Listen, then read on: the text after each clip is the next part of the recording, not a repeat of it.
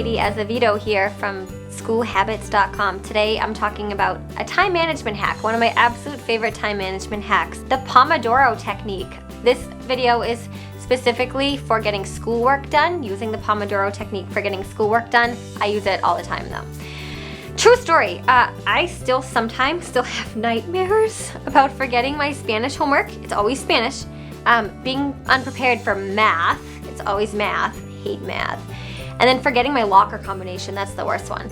I graduated from high school 534 years ago, so you'd think I'd be nightmaring about something else, but I still have bad dreams about high school stress. I think it's because I was so often just so overworked with the quantity of work required of me in high school that my brain is still storing those memories somewhere. I don't know. I wonder what Freud would say. But anyway, seriously, you guys have so much on your plates and so little time outside of school and sports activities that it can be impossible to get things done, to get done what needs to be done. And I was just, I guess, telling you the story about my nightmares to prove to you that I know where you're coming from.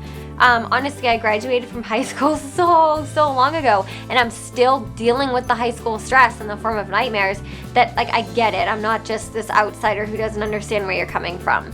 When I began taking AP courses as a junior in high school, I realized for the first time just how important time management was. I didn't even know time management was a thing. It's a thing.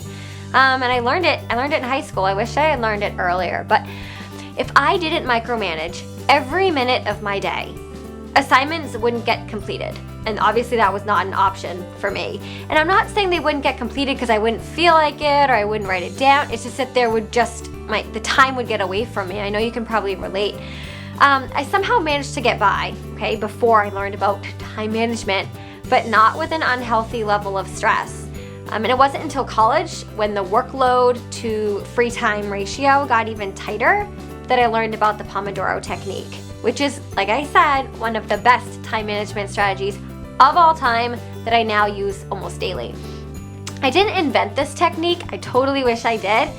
Francesco Cirillo, I don't know, developed it in the 80s, I think. You can read about the awesomeness of this technique everywhere. But of course, you guys can just learn about it here on School Habits, right? Before I dig into how the Pomodoro Technique works, okay, understand that time management, it's totally a fluid process that involves multiple concrete steps or principles, okay, many of which you'll have to figure out for yourself over time. It's a fluid process, and in that fluidity, there are concrete steps or principles that you need to establish for yourself, okay? The Pomodoro Technique is just one of many methods that can help you get things done once you've made the time for them. So this Pomodoro Technique is not going to help you find time to get your things done. I do have another video about how to find time to get your homework done. Watch that, right? But once you find the time to get things done and it comes time to actually doing them, the Pomodoro Technique comes in, all right? So before using the Pomodoro Technique to plow through a set of tasks, the first step is to set aside a chunk of time to work uninterrupted, all right? So assuming you have done that, you move on.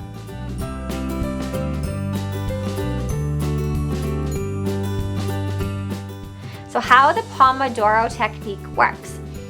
So essentially, you work for a set amount of time, okay? And then you rest. Then you work again, and you rest again. And you repeat this process until your task is done.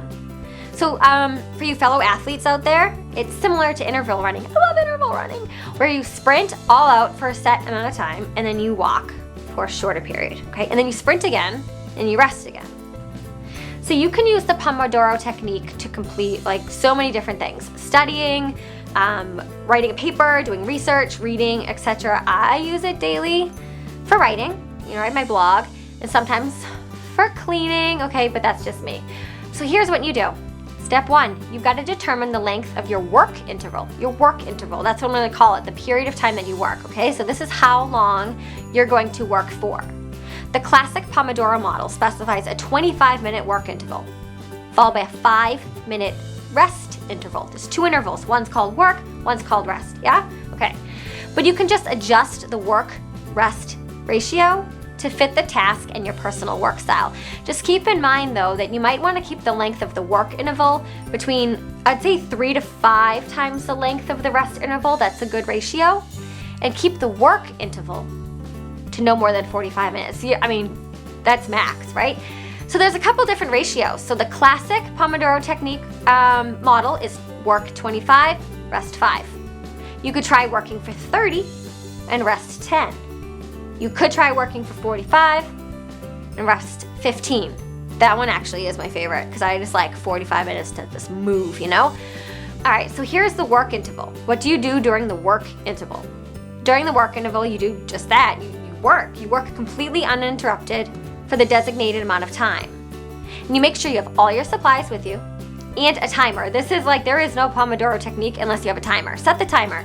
Your cell phone is fine. There's also this cool apps. I mean, if you're at a computer, right? There's like online, what are they called? Alarm clocks. Oh my God. If you don't have your phone, or if you think that having your phone near you would be too much of a distraction, that'd be me, then you can just, there's websites, Google free alarm clock, and something will pop up, you're fine. So set the timer for however long you're working for, and you don't stop until the bell goes off, right? So during this period, you don't get up from your chair. You don't check Facebook. You don't get on your phone. Just work without stopping until you hear the beep. Oh, the beep, okay? When you hear the timer beep, now it's time to rest. So this is the rest interval, okay? So let me explain this. After you're working, right? You've done your work, and the rest interval is just as important as the work interval. It's not always about just go, go, go. You gotta stop, right? Going back to the to my like interval running analogy, you can run longer and harder if you take short walking breaks in between your sprints. So your work was your sprint. Now rest, now walk. So again, set the timer for the designated amount of time, and you rest for the entire rest interval. You might be tempted to keep working. This would be me. Like sometimes I have to fight the urge to just keep working, to just plow through it, especially if you're on a roll during the work interval. Stop though, definitely stop working, all right, and get up. There's reason for this. So during the rest interval, do anything you want to, right? That doesn't involve thinking. That's the step. Do something that doesn't involve thinking, and definitely get up. I know you think, well, I might go on Facebook for 5 minutes or whatever your rest interval period is, but no, like move. You need to have blood moving in your body. Go to the bathroom. Get a snack. That's my favorite activity. It's getting a snack. Pet the cat. Do pull-ups. I don't know, like jump, whatever you want to do, right? Just basically, you get up from the chair, you leave the room you're working in, and you do nothing, whatever, until the timer beeps, and then you get right back to work. So now you set the timer again for the work interval, and you work straight through until it's time to rest again. All right? So you continue working in this manner until your task is done. When the task is done, you take a break that's longer than the breaks you've been taking, perhaps twice as long, all right? So let me explain this. When you have a task, one task, you do the Pomodoro Technique, which is work, rest, and you continue in this work-rest ratio or model until your task is done. But let's say you've got another task. Chances are you got something else to do. So in between the two big tasks, you take a longer break. So this is kind of like a rest interval, but it's at least twice as long as your other your Pomodoro rest intervals, okay?